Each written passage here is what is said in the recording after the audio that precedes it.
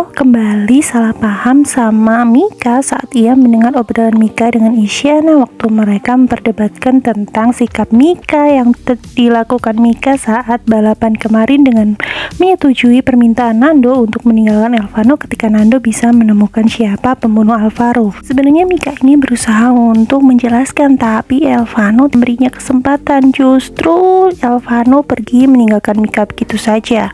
Mika pun merasa sangat khawatir dengan keadaan Elvano saat itu, dan benar sekali Elvano tanpa sengaja menabrak seorang tukang bakso dan membuatnya dipukuli oleh orang-orang yang di sekitar situ. Untungnya saja waktu itu ada Isyana dan juga Nando lewat dan membantunya. Mika pun bergegas menemui Elvano begitu tahu Elvano dalam kondisi terluka. Tapi di situ Elvano pun merasa ia tidak sanggup untuk berbicara dengan Mika dan kemudian ia pergi meninggalkannya.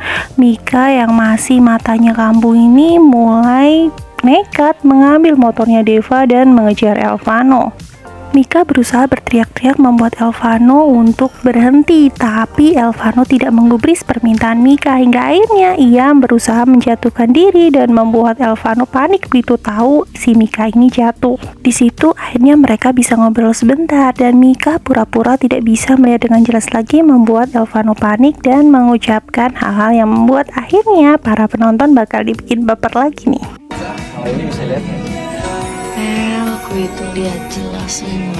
Sweet banget kan? Jadi di episode kali ini kita akan melihat perjuangan Mika buat menjelaskan secara detail maksud Mika tuh apa bilang begitu sama Elvano, karena memang Mika ini tidak ada maksud untuk menyakiti Elvano sama sekali.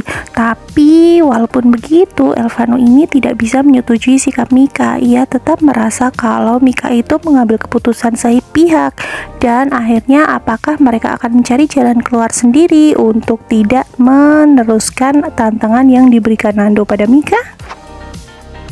Sedangkan mamanya Isyana ini makin nekat ya. Dia sengaja menjebak Isyana untuk bertemu lagi dengan Pak Tony dan memberikan sesuatu di dalam minuman Isyana yang membuat Isyana ini akan pingsan. Ya sebenarnya itu juga andil dari mereka berdua sih, karena menurut mamanya Isyana ini sudah tidak bisa dibicarakan lagi dengan baik-baik. Jadi dia terpaksa melakukan hal seperti ini kepada putrinya sendiri. Jadi episode besok nih bakal semakin ketahuan nih sama Nando siapa sebenarnya orang yang dimaksud Kayla, dan ia akan marah banget begitu tahu ternyata Pak Tony ini melakukan hal-hal yang buruk kepada orang yang dia sayangi. So pantengin terus ya, karena episode hari ini bakal seru banget. Kita akan kembali lagi dengan ulasan berikutnya. Bye bye.